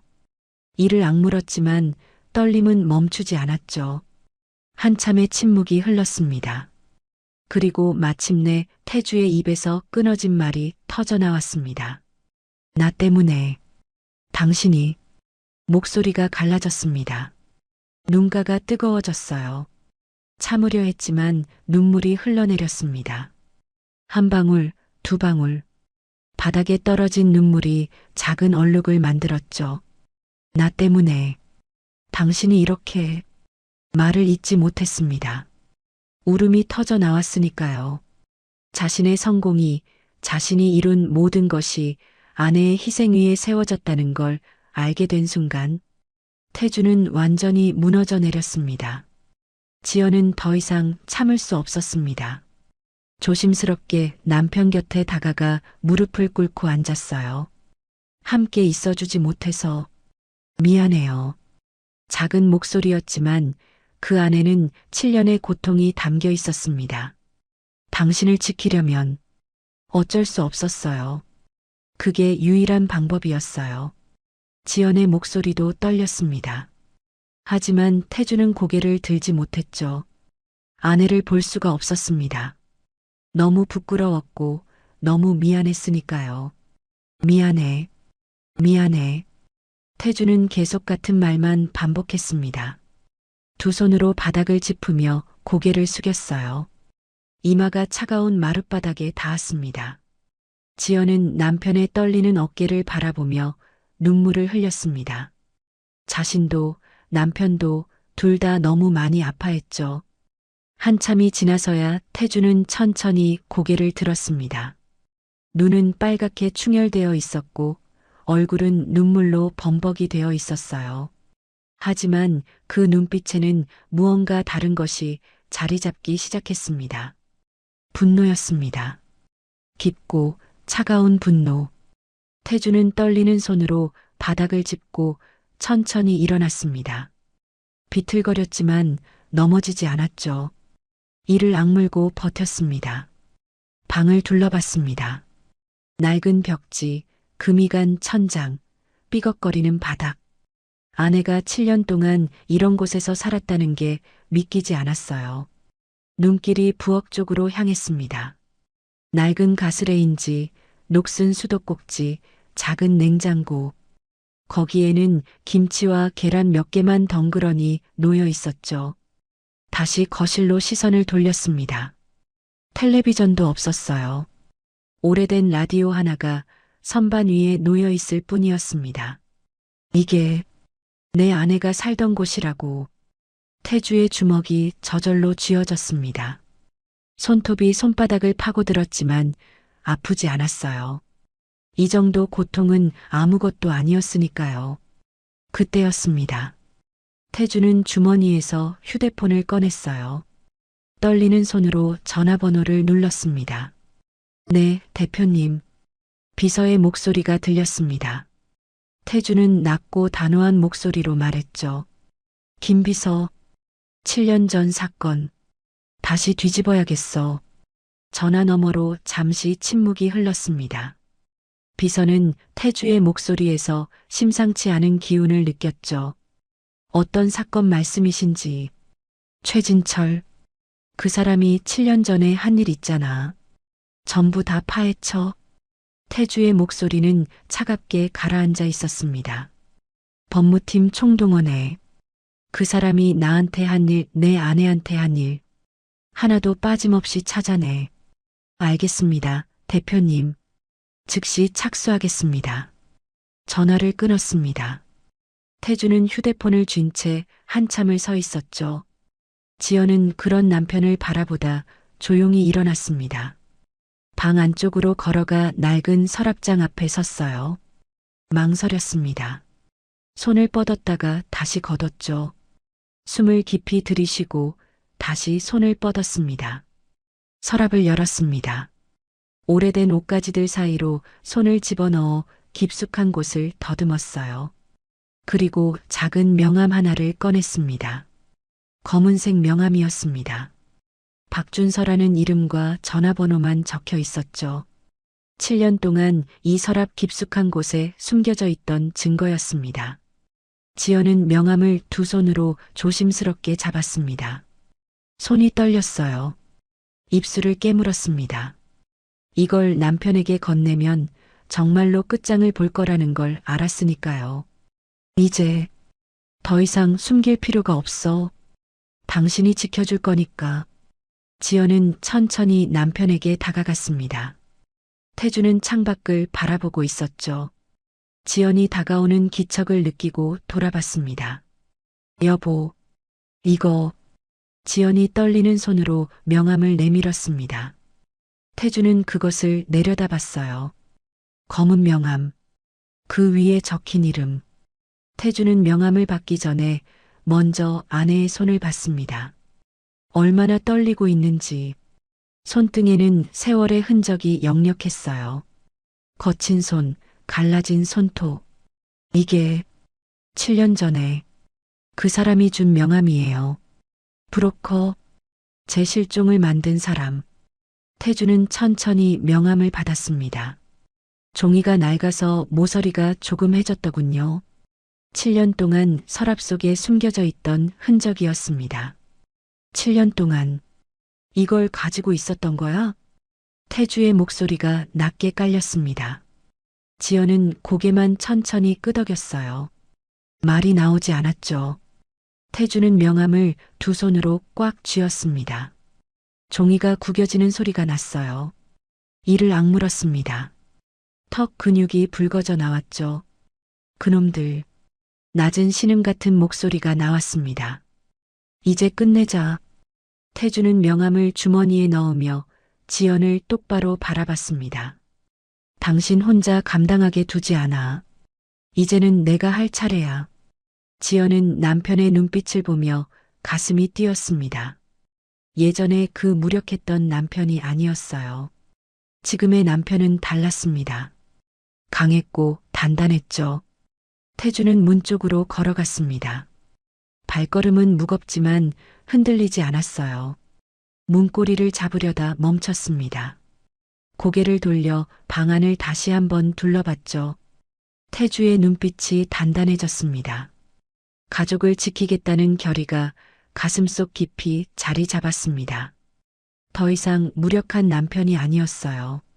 더 이상 지키지 못하는 가장이 아니었습니다.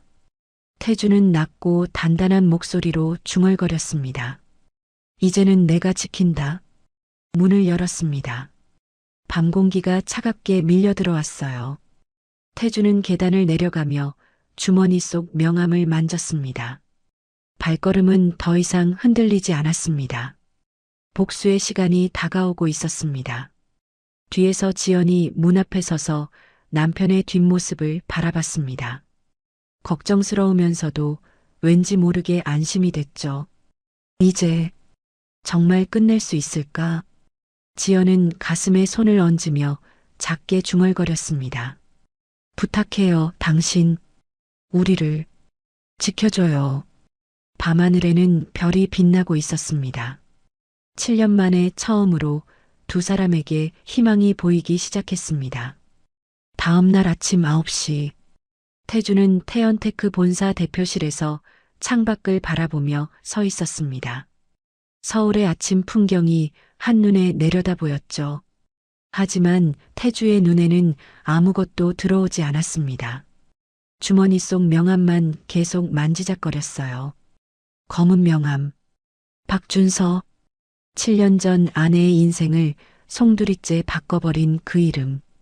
대표님, 법무팀장과 비서실장 오셨습니다. 비서의 목소리가 들렸습니다.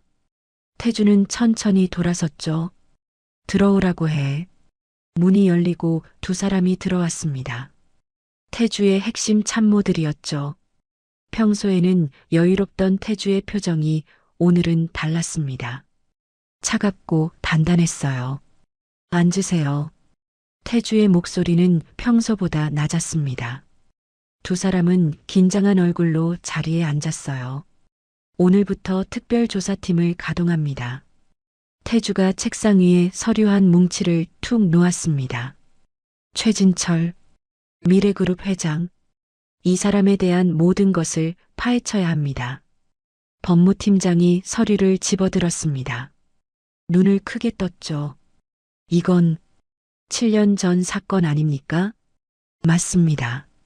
태주가 주머니에서 검은 명함을 꺼내 책상 위에 올려놓았어요. 이 사람을 찾으세요. 박준서. 7년 전 최진철이 고용한 브로커입니다. 비서실장이 명함을 집어들며 조심스럽게 물었습니다. 이 사람이 무슨 일을 한 겁니까? 태주의 눈빛이 차갑게 가라앉았습니다. 잠시 침묵이 흘렀죠. 그리고 나지막하게 말했습니다. 제 아내를 죽은 사람으로 만든 자입니다. 회의실이 순간 얼어붙었습니다. 두 사람의 얼굴이 창백해졌죠. 7년 전 우리 회사를 무너뜨린 일, 거래처를 하나씩 끊어낸 일, 그리고 제 아내를 협박한 일. 모두 최진철의 계획이었습니다. 태주는 창밖을 바라보며 말을 이었습니다. 증거를 찾으세요. 통화 기록, 계좌 거래, 거래처 압박 정황. 모두 찾아서 검찰에 제출할 겁니다.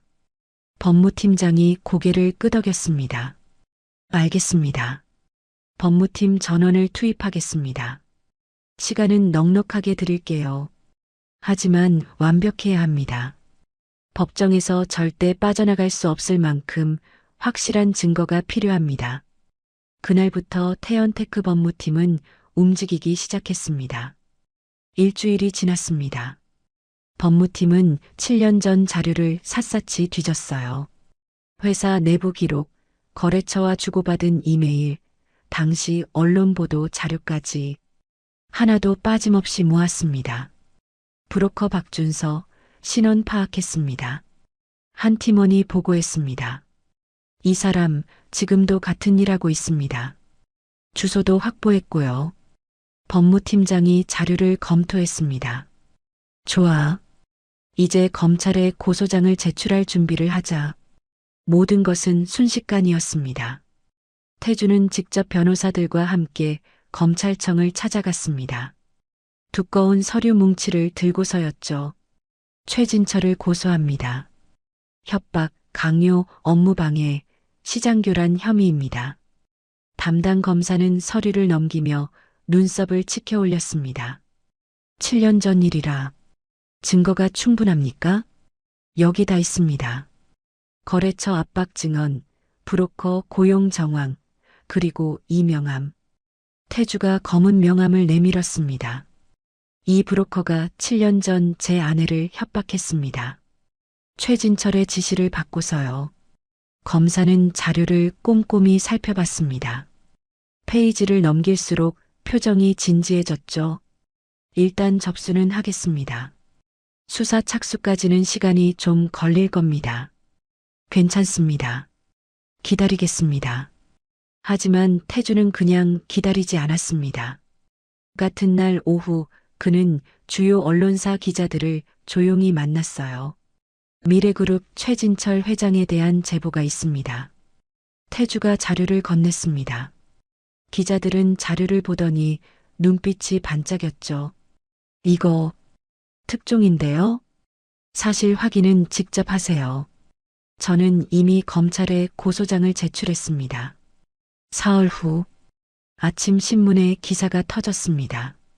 미래그룹 최진철 회장 7년 전 경쟁사 탄압 의혹, 브로커 고용에 경쟁사 부인 협박 정황 포착. 최진철은 아침 식사를 하다가 신문을 보고 얼어붙었습니다. 이게 무슨... 급히 비서에게 전화를 걸었어요. 지금 당장 법무팀 불러. 그리고 기자들한테 반박 보도자료 내. 하지만 이미 늦었습니다. 포털 사이트 메인에 기사가 떴고 댓글은 순식간에 수천 개가 달렸죠. 법대로 처벌해야 한다. 피해자가 불쌍하다. 최진철에 대한 여론이 최악으로 치닫고 있었어요.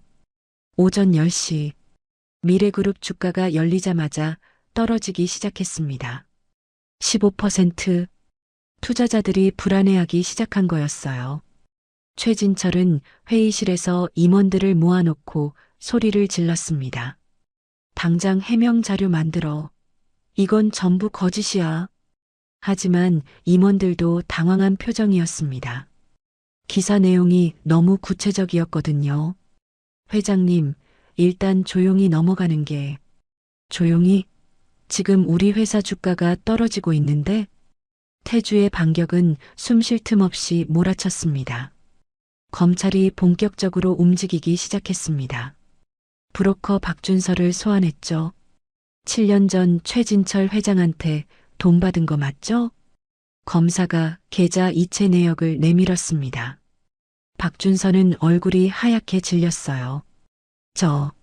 저는 통화 기록도 다 나왔어요. 17통. 부인하지 마세요. 박준서는 한참을 버티려 했습니다. 하지만 증거가 너무 명확했죠. 지금 자백하면 형량 감경 받을 수 있습니다. 결국 박준서는 무너졌습니다. 회장 지시였습니다. 최진철 회장이 시킨 거예요. 그 순간 수사는 급물살을 타기 시작했습니다. 다음 날 아침, 최진철은 출근하자마자 비서에게서 전화를 받았습니다. 회장님, 검찰에서 연락 왔습니다. 오늘 오후 2시까지 출석하라고. 최진철의 손이 떨렸습니다. 뭐라고? 브로커 박준서가 자백했다고 합니다. 회장님 지시를 받았다고. 최진철은 전화를 끊고 책상을 주먹으로 내리쳤습니다. 그놈이 배신을. 하지만 화를 낼 시간도 없었습니다. 변호사를 대동하고 검찰청으로 가야 했으니까요. 그날 오후 조사실에서 검사는 차가운 표정으로 최진철을 바라봤습니다. 7년 전 한태주 대표 회사를 무너뜨린 거 인정하십니까? 저는 정당한 경쟁을. 브로커 박준서한테 5천만 원 보낸 거 어떻게 설명하실 건가요? 최진철의 입이 막혔습니다. 그건 거래처 사장들한테 압박 전화 넣은 녹취록도 있습니다. 들어보시겠습니까? 검사가 녹음 파일을 재생했습니다. 최진철의 목소리가 또렷하게 들렸죠. 우리랑 거래하고 싶으면 한태주랑은 손 끊어. 최진철의 얼굴이 창백해졌습니다. 조사는 5시간 동안 계속됐습니다. 최진철은 계속 부인했지만 증거는 너무 명확했어요. 일단 오늘은 돌아가시죠. 하지만 도주 우려가 있으니 출국 금지 조치합니다. 최진철은 비틀거리며 검찰청을 나왔습니다. 현관 앞에는 기자들이 우글거리고 있었죠. 회장님, 혐의 인정하십니까? 브로커 고용한 게 사실입니까? 플래시 세례가 쏟아졌습니다. 최진철은 고개를 숙인 채 차에 올라탔어요. 차 안에서 최진철은 떨리는 손으로 휴대폰을 꺼냈습니다. 한태주의 번호를 눌렀죠. 신호음이 울렸습니다. 여보세요. 태주의 차가운 목소리가 들렸습니다. 한태주, 내 짓이지? 내가 날 이렇게 만든 거지? 최진철의 목소리는 떨리고 있었습니다. 분노와 두려움이 뒤섞인 목소리였죠. 저한테 전화하실 일 있으신가요? 태주의 목소리는 담담했습니다. 이 새끼가 7년 전 일을 지금 와서 들춰내다니. 7년 전 일이요? 회장님이 제 회사를 무너뜨리고 제 아내를 협박한 그 일 말씀이신가요? 그건 이제 와서 화내실 일이 아니잖아요. 회장님이 하신 일인데. 태주의 목소리는 차갑게 가라앉아 있었습니다. 한태주, 이봐. 우리 합의할 수 있어. 내가 돈을 줄게. 얼마든지. 돈으로 해결되는 문제가 아닙니다. 그럼 뭘 원하는 거야?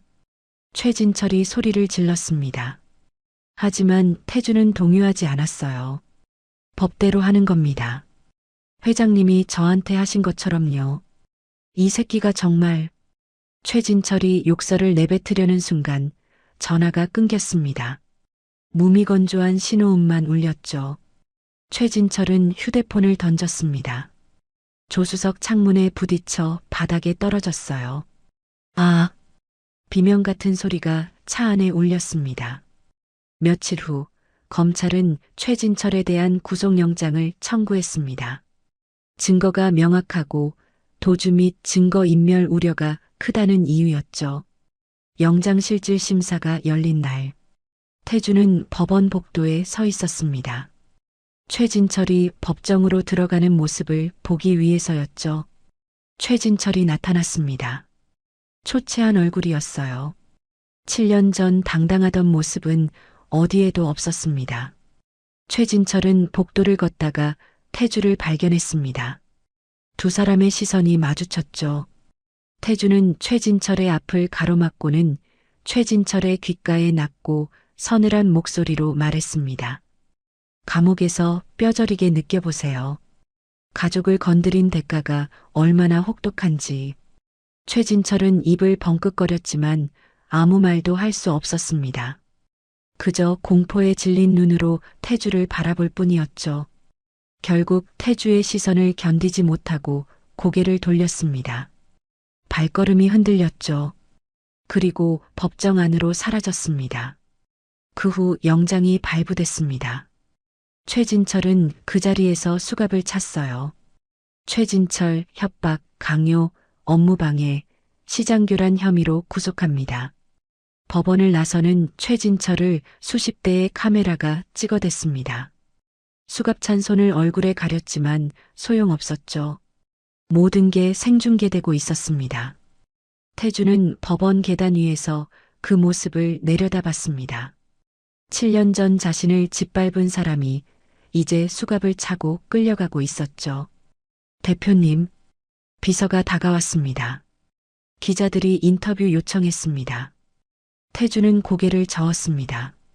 사양합니다. 그래도 한마디 정도는. 태주는 잠시 생각하다 입을 열었습니다. 법이 할 일을 했을 뿐입니다. 짧은 대답이었습니다. 하지만 그 안에는 7년의 한이 담겨 있었죠. 태주는 법원을 나섰습니다. 하늘을 올려다봤어요. 구름 한 점 없이 맑은 하늘이었습니다. 끝났다. 이제 진짜 끝났어. 복수는 완성됐습니다. 이제 남은 건 새로운 시작뿐이었어요. 태주는 주머니에서 휴대폰을 꺼냈습니다. 지연에게 전화를 걸었죠. 여보, 나야. 모든 게 끝났어. 전화 너머로 지연의 흐느낌이 들렸습니다. 정말 끝난 거예요? 응. 이제 집으로 갈게. 우리 새로 시작하자. 태주는 전화를 끊고 차에 올라탔습니다.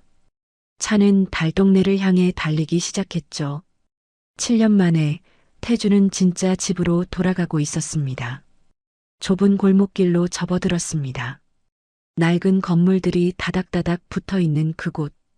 얼마 전까지만 해도 낯설게만 느껴졌던 이곳이 이제는 소중하게 느껴졌어요. 차를 세우고 계단을 올랐습니다. 숨이 찼지만 발걸음은 가벼웠죠. 회색 대문 앞에 섰습니다. 심장이 두근거렸어요. 문을 열고 들어서자 지연이 깜짝 놀라 일어섰어요. 태주를 보자마자 눈물이 그렁그렁 맺혔죠. 끝났어요? 지연의 목소리가 떨렸습니다. 태주는 고개를 끄덕이며 주머니에서 명함을 꺼냈어요. 박준서의 명함. 7년 동안 지연을 괴롭혔던 그 명함. 태주는 천천히 명함을 반으로 찢었습니다. 찍 하는 소리가 방 안에 울렸죠. 그리고 그 찢긴 종이를 지연에게 건넸습니다. 이제 이건 필요 없어. 태주가 부드럽게 말했습니다. 이제 너를 잃지 않을 거야.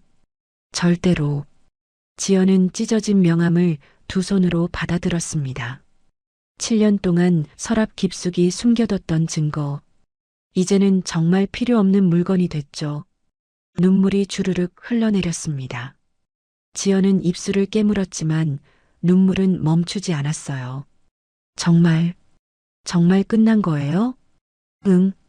최진철은 구속됐어. 이제 우리한테 아무 짓도 못해. 지연은 그 말을 듣자 무릎에 힘이 풀렸습니다. 태주가 급히 지연을 붙잡았죠. 두 사람은 그대로 서로를 끌어안았습니다. 미안해. 당신 혼자 고생시켜서. 아니에요. 당신이 지켜줬잖아요. 한참을 그렇게 안고 있었습니다.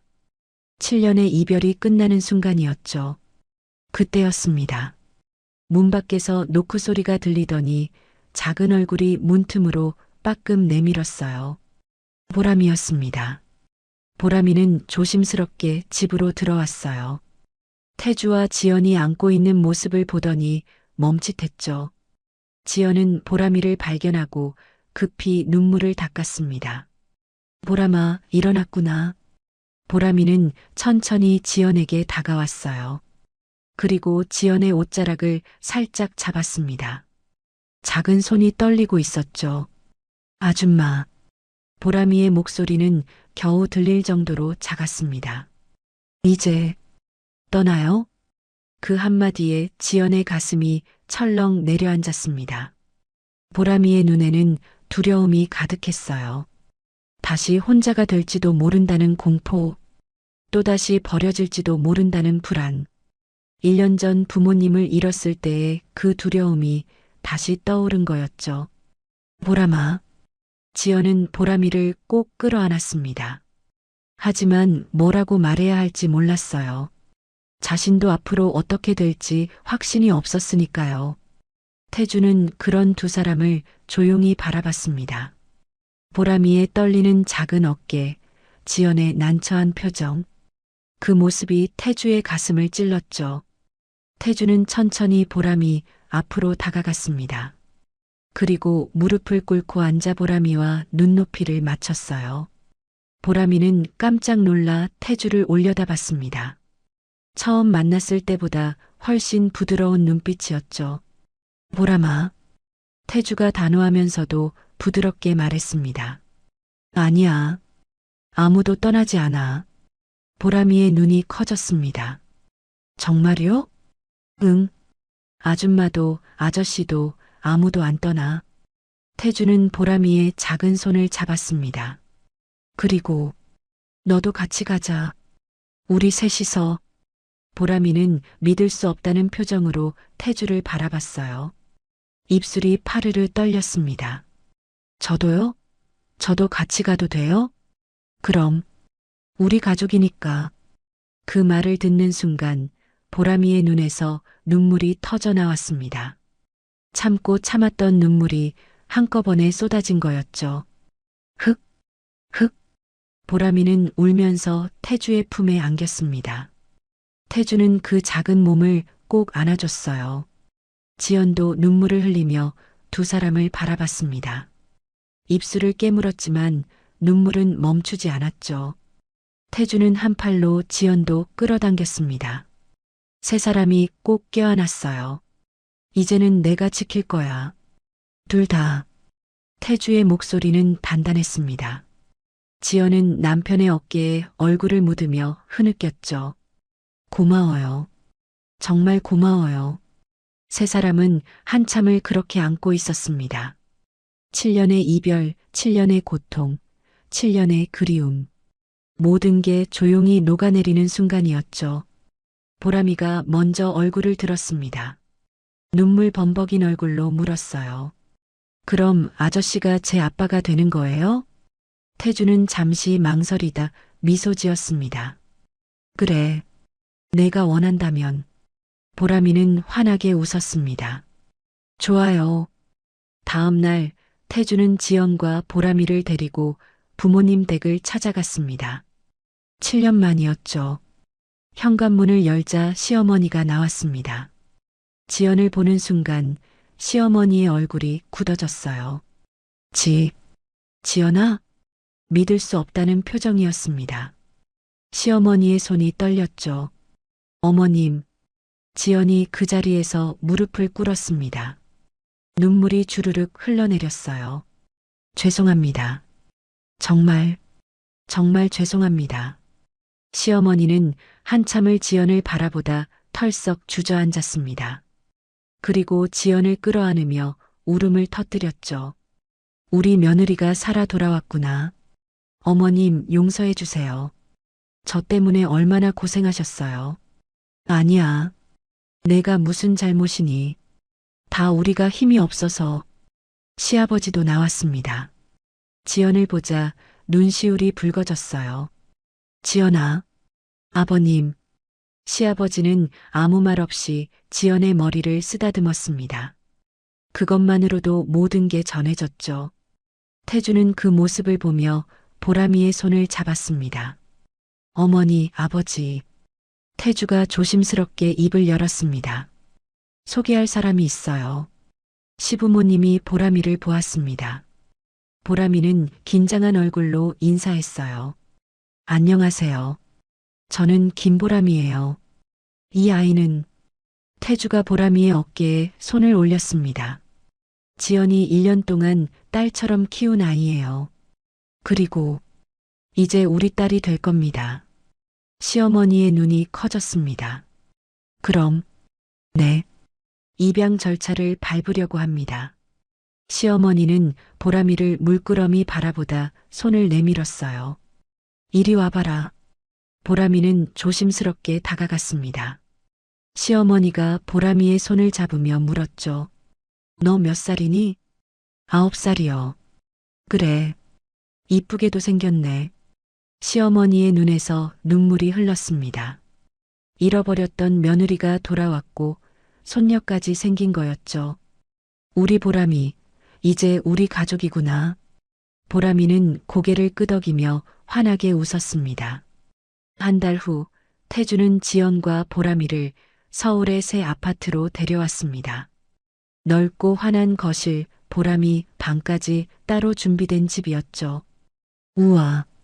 보람이는 입을 벌린 채 집안을 둘러봤습니다. 태어나서 이렇게 큰 집은 처음이었거든요.